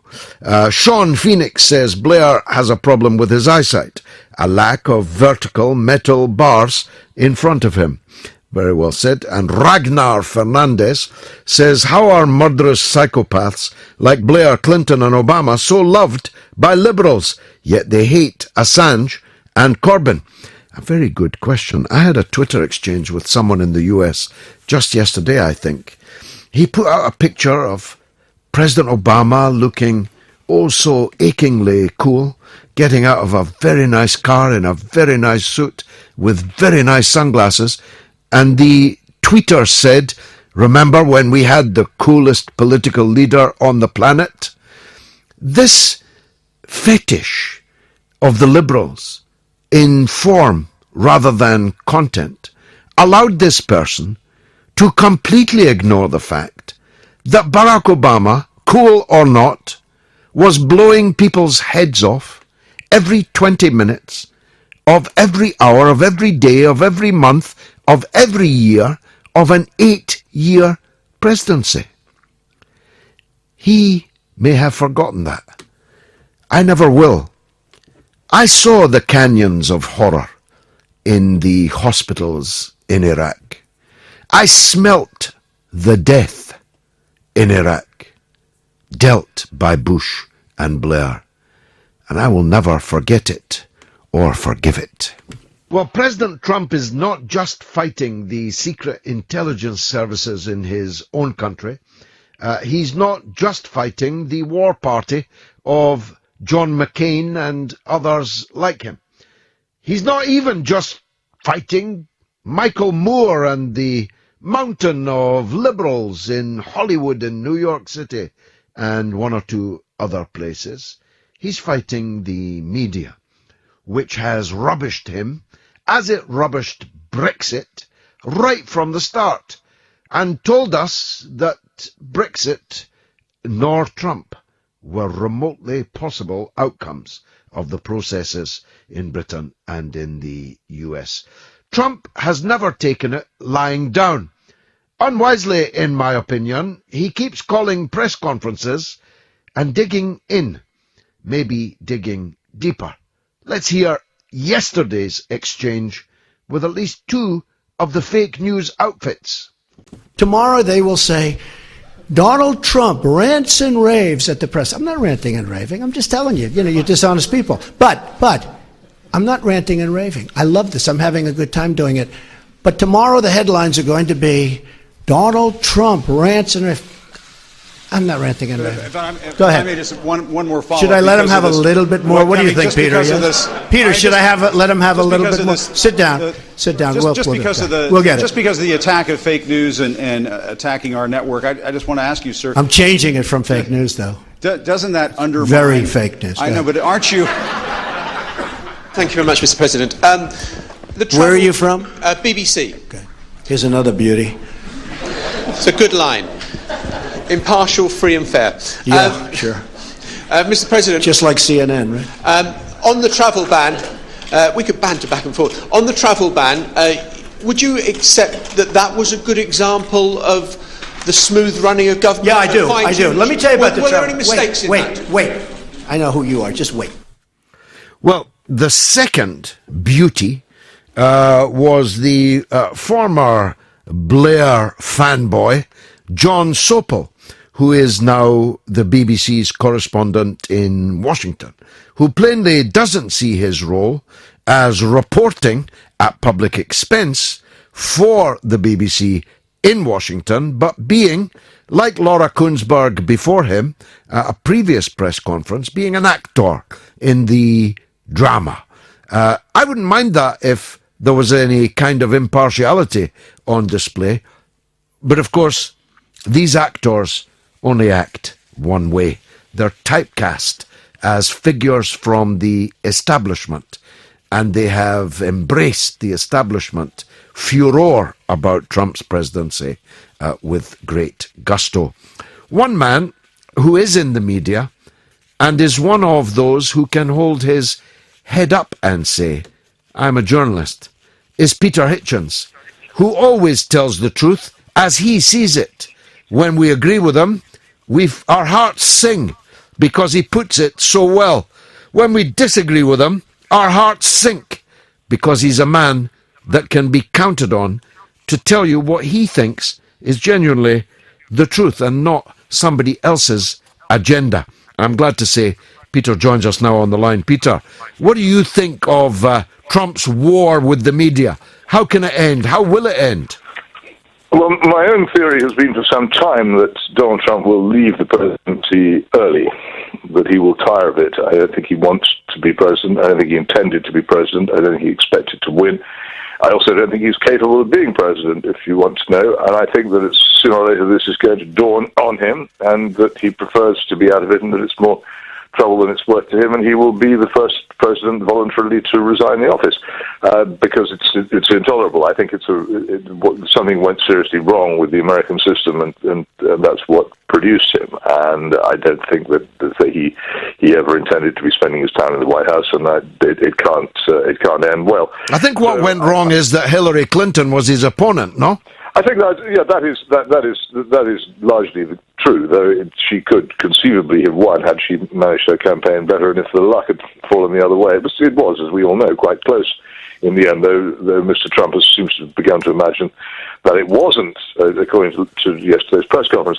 But there it is. I'm not a partisan of Mr. Trump. There are people keep telling me that I ought to be more sympathetic to him because he does some things of which I approve, but all kinds of people do things of which I approve, but it doesn't necessarily win me round to them in general. I don't find him at all appealing. So his war with the media, as you call it, has been a great advantage to him because, of course, a very large number of his supporters view the metropolitan media as their enemy, and if he's in trouble with them, then he's doing well with his core support. So he enjoys playing himself off against them. The private owners of media outfits are, of course, entitled to do as they will. It's their money, and CNN can peddle whatever line that it likes. We're entitled to ask, though, aren't we, from the publicly funded state broadcaster, the BBC, a bit more impartiality, but we don't get it. Very much so, but I'm not sure. I mean, you were saying some rude things about John Sopel earlier on, but I'm not sure. I mean, you've probably been more assiduous in watching the BBC's output and listening to it on this than I have been. But I'm not sure I've seen anything that's been particularly outrageously biased. The BBC's attitude towards the United States has, from time immemorial, been liberal, tending to favor the Democrats, tending to favor such things as so-called gun control, and generally viewing the United States through a very liberal prism, which we're used to. In fact, many educated British people do the same thing. They certainly don't understand what's going on in the United States, or what its categories are, or what matters there. So that's nothing new. I haven't seen anything particularly outstandingly bad over this. And I don't think the BBC is by any means alone in looking on the election of President Trump as a rather peculiar event in the history of the world. It is indeed a peculiar event, an exceptional one.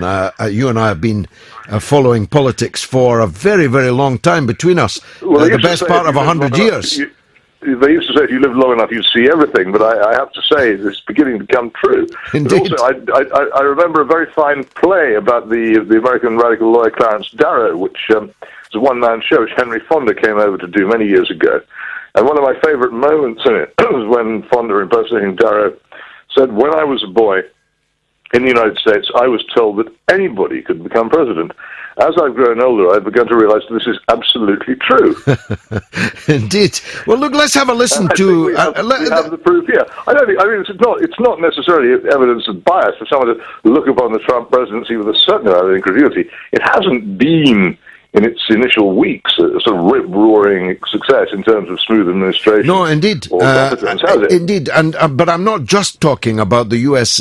Example. The way in which the BBC acts as an echo chamber for the political class, which is widely discredited on both sides of the Atlantic, must leave open the possibility of the media itself then becoming discredited if it is seen as such.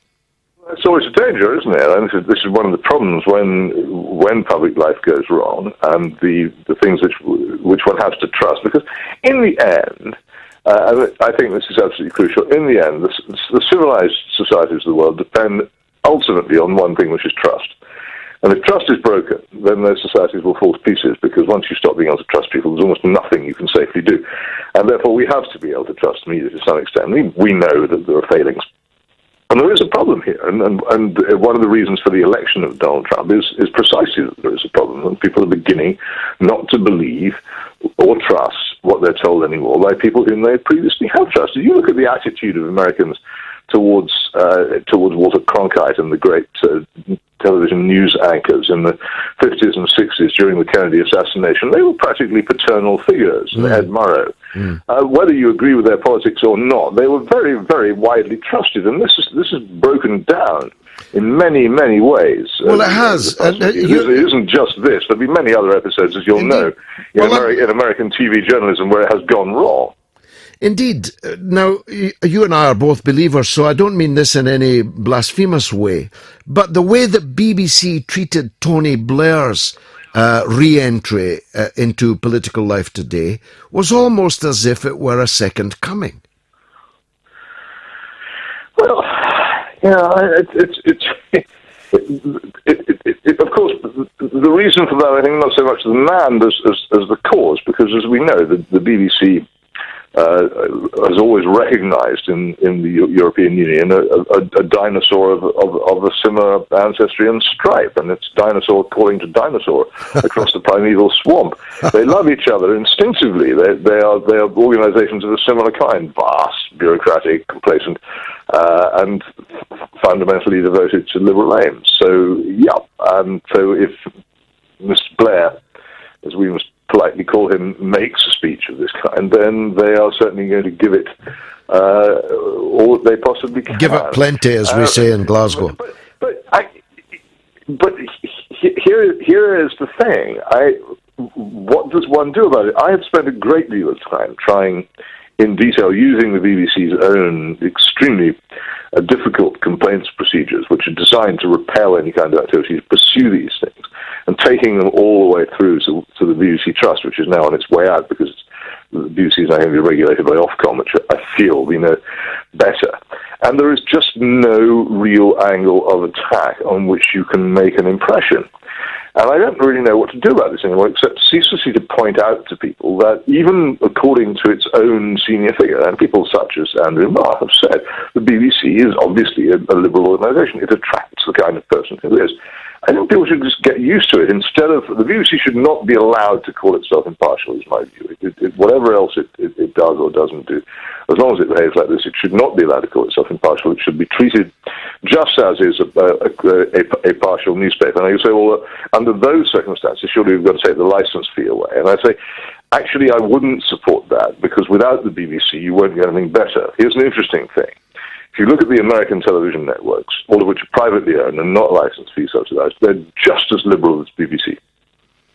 Interesting. But even less accountable than the BBC is. And I'm afraid that it's not just the fact that the BBC is financed by a license fee that makes it like this. It's something about the trade of broadcasting which attracts, and having attracted, consolidates this particular worldview.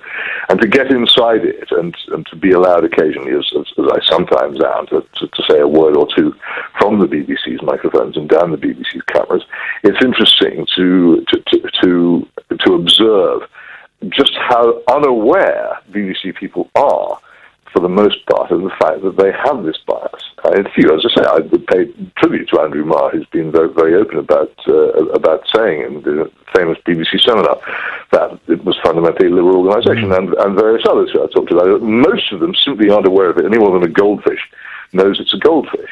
I knew Andrew Marr when he was a Trotskyite, so if he's a liberal now, and I've got my doubts about our definitions here. Like all ex-Trotskyites, George, he's more perceptive about the world than people who've never been Trotskyists. Well, exclude me from that. I never was. Let's hear just... I wouldn't know how to characterise your position, George, or whether you're an ex-anything or not. Well, that would be telling. Now, listen for a minute to another paragon of BBC liberalism, Evan Davis, on Newsnight last night. Have a listen to this. Is it the case you plan no action against the press? The press will carry on and do its job and be allowed to do its job exactly as it always has? Or are there measures you're intending to take? I'm just asking if there are measures... I mean, this is fake news. No, it's not news at all. I've asked a question. Fake news. Okay. You are implying that there's some intent? I'm asking I mean, because it's the president. absurd. Well, what are you positing? What are you positing? I'm asking if the president has any actions in mind. He said today it is out of control. We need to talk about this, and he hinted that he wasn't going to put up with it. Now, that might mean something as innocuous as I'm going to communicate with everybody via Twitter, or it might mean I'm going to think about other things I can do. Is it the latter, or is it the former? All it means is that we are going to continue to do what we did so very, very successfully, and the thing that put the former real estate billionaire into the White House, and which is to break your sense of monopoly on the news. The mainstream media no longer gets to monopolize news, and we are going to go straight to the audiences, whether it's through Twitter, whether it's through YouTube, it doesn't matter. We are not going to put up with distortions and people who believe they have a monopoly on the truth simply because they have 60 years of a letterhead above them. Now, that was Sebastian Gorka, Peter, the Deputy Assistant to President Trump. I must say, he sounds rather more cogent and eloquent than... It's a very reasonable reply, and of course the problem with the questions is that they're based on a complete misunderstanding of the United States.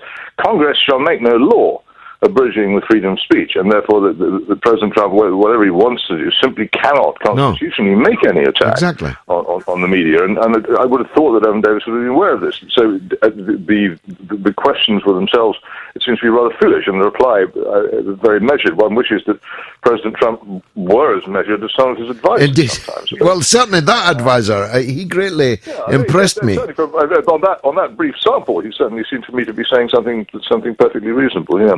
But what's happening is that, I say discredited, you caveat that a bit, so discredited is the mainstream media that people are looking over its head and around the back of it for other sources of information, and that's not going to change, is it? Well, I don't know. The other sources. I mean, of course, I'm a newspaper person from over many, many decades, and that's what appeals to me, and where I tend to start with my experience of the news every day, and sometimes finish as well.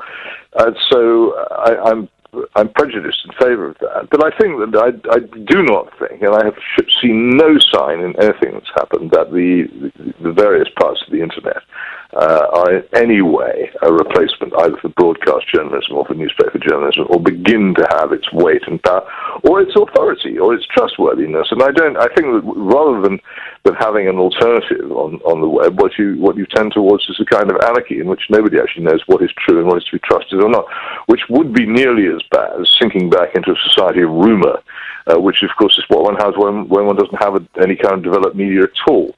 And I wouldn't favour that. I can see why someone like Mr. Trump would reach for it in frustration. But I think in the end he has to battle with what he has, and anybody who comes up against this monopoly has to battle with what they have to make use of the fact that these people are against you. Which, to some extent, he does. I think the problem is that he's not. It's very hard to define what he is or what he isn't. But I don't think he's terribly skillful at politics. And I think the press conference last night was an example of how he isn't really able, in a coherent way, to challenge what he has an inkling of what the problem is, but no inkling as to how to deal with it. And less in how to properly communicate it. It'll work for a while. It'll work as long as he's still campaigning, which to some extent he still is. But the more he's mired in governing, and in Washington D.C. there are so many enemies and so many people who will trip up and undermine him, and they have a lot of power to do so. The more he's involved in governing, the less use this approach will be to him. Peter Hitchens, a pleasure as always to agree and disagree with you. Peter Hitchens, the Daily Mail journalist, texts me, as Dan in Surrey has, the sheer arrogance of Blair to patronise the British people in this way. How can someone so utterly discredited have the audacity to try to scupper the biggest decision taken by the British people in living memory? You know Blair's modus operandi better than most, George. But does this move surprise even you? Very, very, very powerfully put in a text, I must say, Dan, and I do know Blair's modus operandi only too well. And not only does it not surprise me, I have been predicting it for at least 6 months, and in public, and you can see me on YouTube at many events predicting exactly to the letter the timing and the modus operandi of this operation. The question is, will the liberal classes fall for it, or will they see the toxicity of Tony Blair as ruling him out of any meaningful place in British politics, whatever your point of view on what he has to say? Sam is in New York. Better hear from him. Sam, welcome. Always a pleasure to talk to you, George.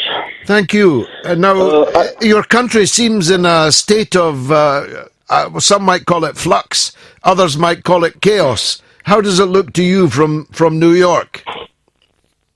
It's interesting in the sense of the parties have shifted.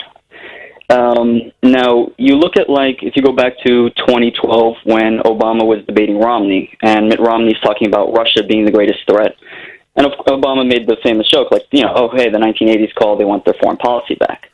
Now today, the Democrats are the ones that are fearing-mongering for Russia being the greatest threat, and the Republicans are the ones that are coming on trying to say, maybe it's not a big deal we're talking to Russia. Now, it's just comical to look at it, and I'm going to disagree with your previous guest who was saying there's people are not looking for an alternative to the main newses here. Where you guys defer, you guys pay a tax for your news. We have, of course, the corporate news. But no, I'd have to disagree. We are looking for something else besides CNN, the people who banged the Iraq war drums, or MSNBC, which is supposed to be liberal but far from it, or Fox News, which is conservative. Oh, the New York Times. The New York Times theorized us into the war in Iraq every step of the way in highfalutin language, but have never once paid a price for their disastrous coverage of Iraq in the run-up to the war?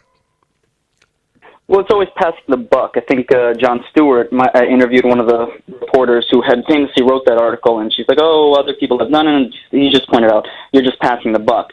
But, no, look, I'll give you some examples that have been in our media. You look at, for the NATO troops, when, Obama put it there, and you're trying to say, well, maybe we should de-escalate. We put troops there, they put troops closer on their border, and it's just, the whole 1960s all over again.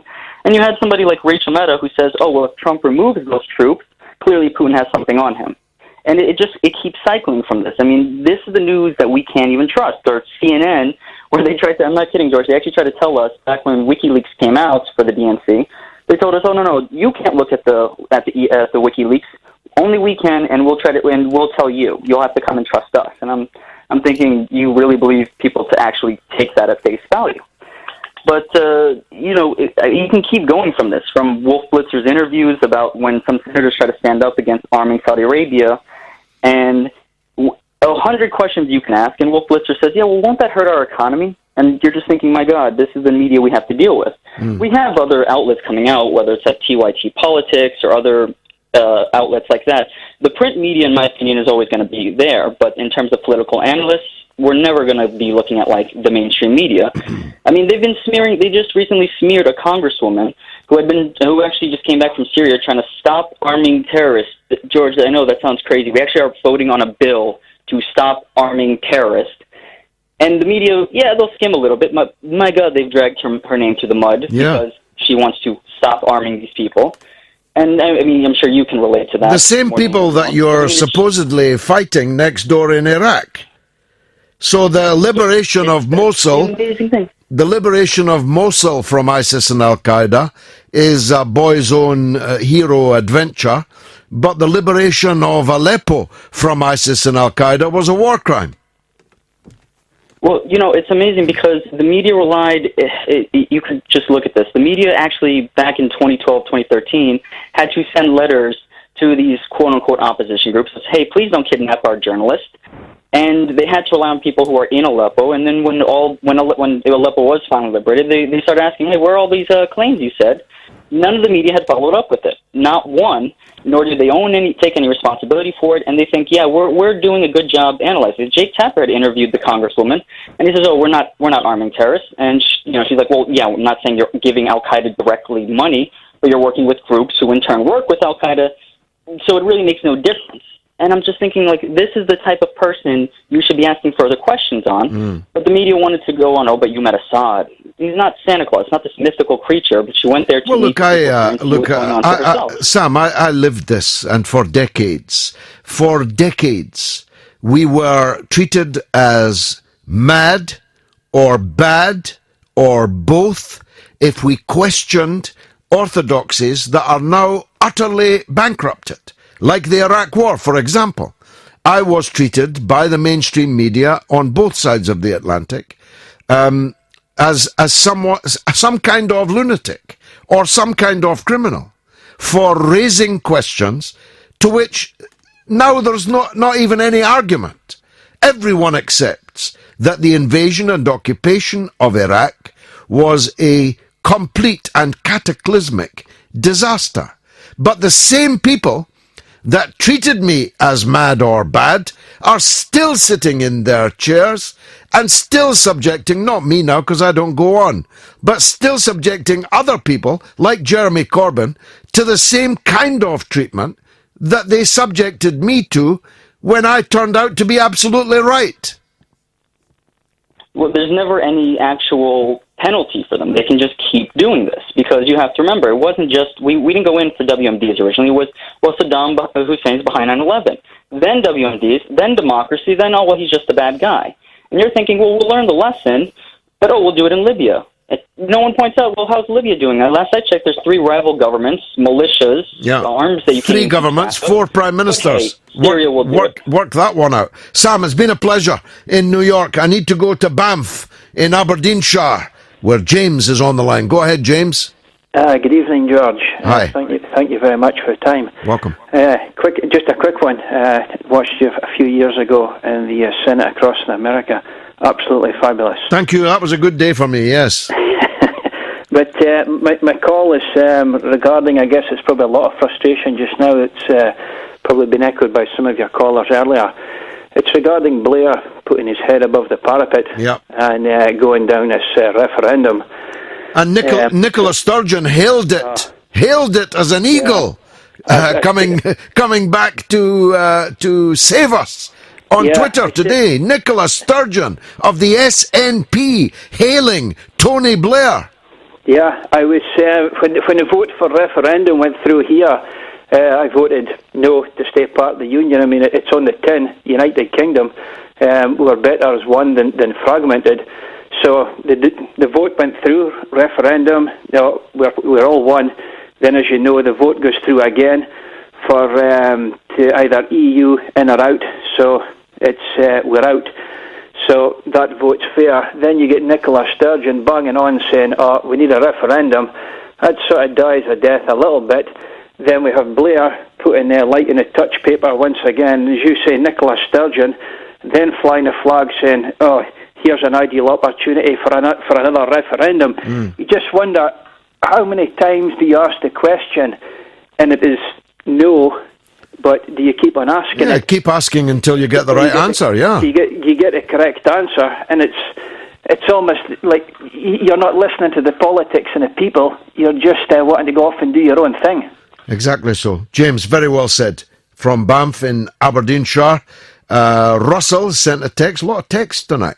The sanctimonious BBC has dredged up its hero Blair again, keen to boost and hang on to every word he says. He and his US mate Bush set fire to the Middle East and started the global refugee crisis. Absolutely correct. And another text from Colin. Tony Blair's Mission Impossible words, our mission is, well, if he chooses to accept it, let's hope he self-destructs in 5 seconds. Well, we'll see if he self-destructs. There may be enough useful idiots to give him succour and comfort. And a tweet from Politicians for People. Why would anyone be happy with WTO rules? WTO is much worse than the EU. It's designed to give power to corporations. Well, the point is, Mr. or Ms. Politicians for People, it's perfectly open to the European Union countries to agree to continue to trade with us, and bear in mind they sell more to us than we sell to them, on the basis of no tariffs and barriers. And Britain would be delighted to continue to deal with them on that basis. If they introduce tariffs and barriers to us, we will do so to them.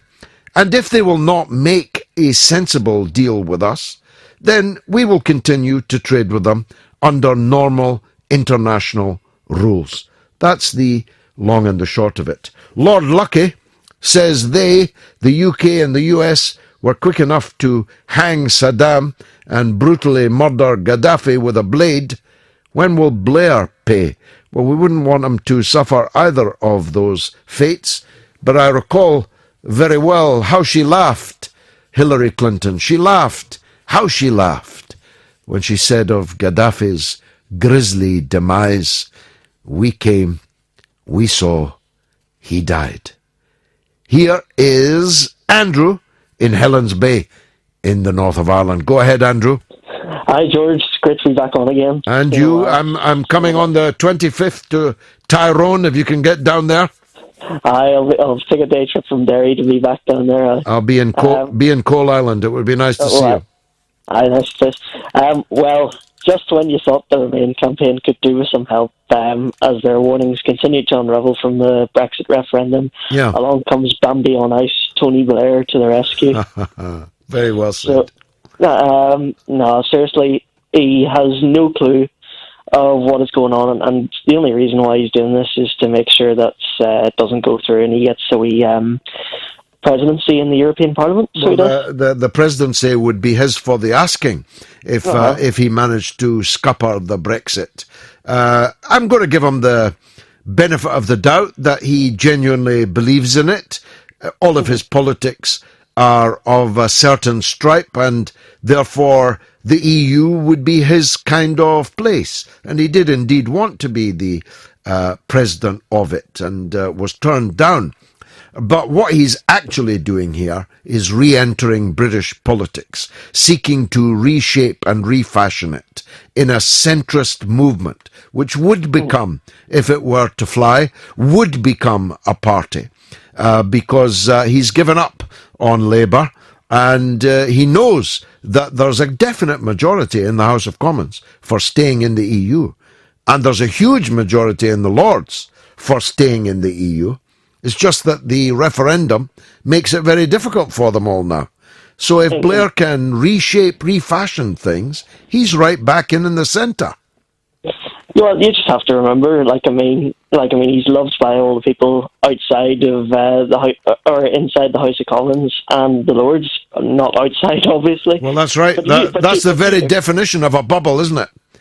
But you look at his track record from his days as a PM. The Iraq War aside, manufacturing continued to decline. We lost big jobs. British Leyland and various other ones. He lost 5 million Labour votes too. Wages began to be severely undercut. Allowing the deregulation of the banks, which led to the crash of 2008, which we're still paying for now. The road we're going down is not simply hard Brexit. It is now Brexit at any cost.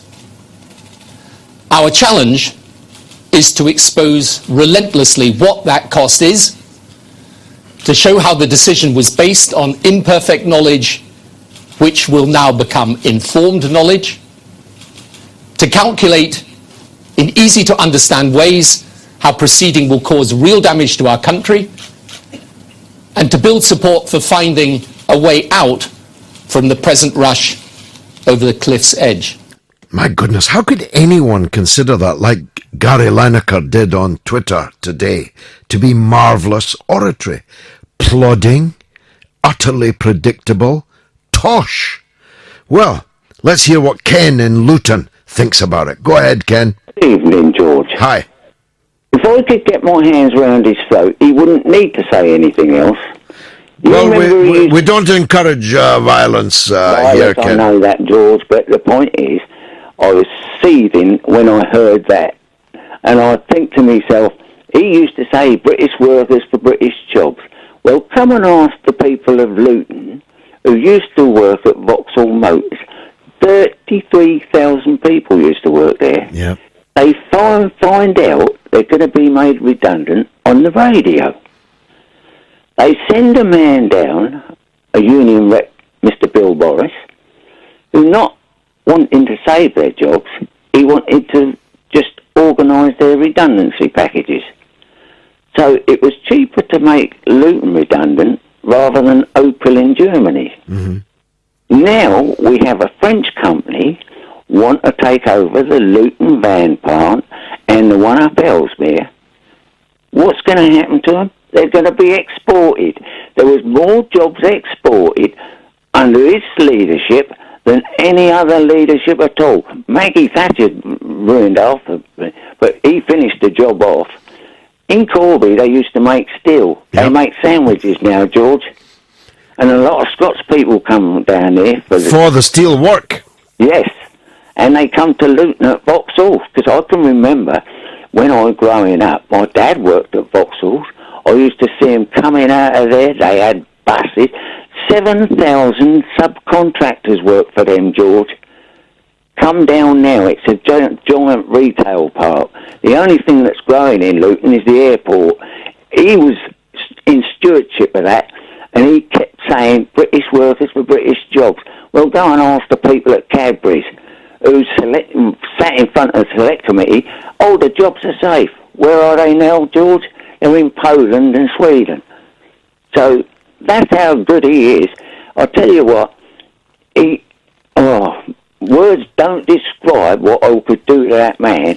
Well, I'll tell you, Ken, I wish I could put your call in a tin and take it round with me and open it and let people hear it.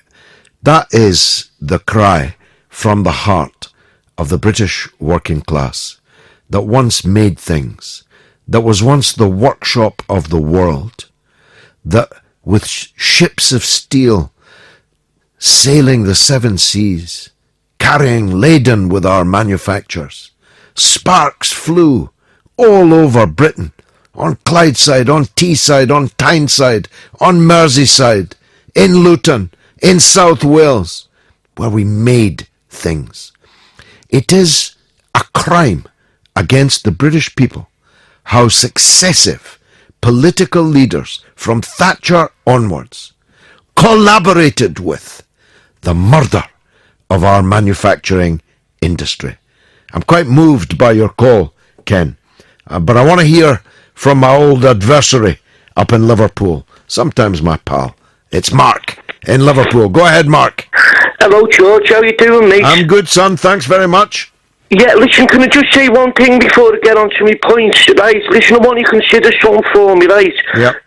I haven't had a holiday, right, for 34 years, except beside off the Queen, right, so it's been a long time. But the big fella, right, is doing 3 nights at the London Palladium. Imagine it, Dylan, at the London Palladium, yes. 3 nights. Are you listening? Yes. Can you get 2 tickets for me and you, mate? Well, I've got 2 tickets, but they're for me and my missus. I'll see what I can do for you, Mark. Well, I wouldn't want to interrupt that, mate. But anyway, listen, let me get to the point. Oh, God, it's a dream. Well, it's magic. Anyway, listen, I just wish people, I don't want to talk about Blair, really, but I just wish people wouldn't blame him for everything. But see, this is what I'm worried about, George, and I'm very worried, is we understand that we needed something different. Americans needed something different. The world needed something different from the stereotype, whatever the right word is, the production line of how the media and how the politicians were over there. But that doesn't make Trump the right man, mate. No, it doesn't. This fella's an absolute idiot. He's out of his depth. And that press conference yesterday, forget the leanings of any of the media. It just showed the disdain he shows to the American people. He had a perfect chance to go on that platform yesterday and brush them aside with hard political talk, and he made it about him, and he made it about the media. Now listen, no one had election, mate.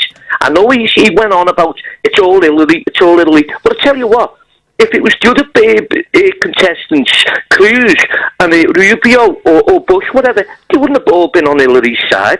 They were on Hillary's side because it was him. He's that much out of his depth. I don't actually. Well, I mean, much of what you said I do agree with, but I don't agree with that, Mark. The media and the liberal, neoliberal political class that is personified by Clinton are in the same bed, and they have been for a very long time. I'm talking about the print media and almost all of the broadcast media.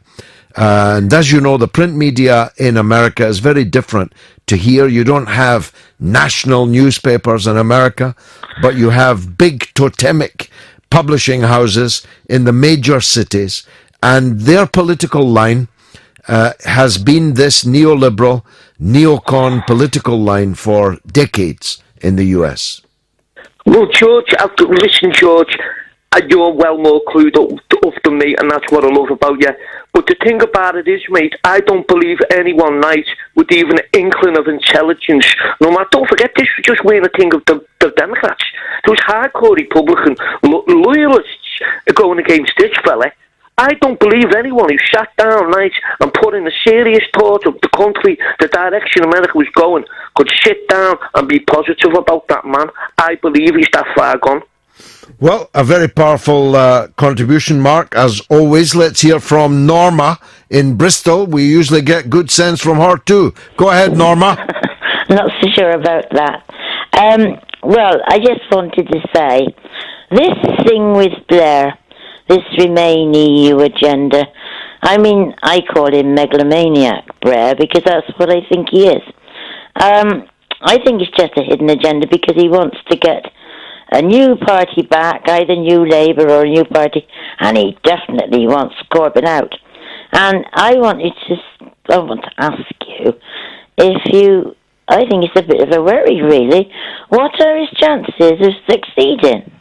Well, I mean, if on the current rules in the Labour Party, where the members vote, his chances are zero of becoming the leader of the Labour Party, and I don't believe that he's going to put himself up in a by-election to risk being defeated in a parliamentary by-election. So I don't believe he'll be in the House of Commons, and you can't really, in 2017, be the leader of the Labour Party unless you've got a seat in the House of Commons. No. So I don't think that's the game.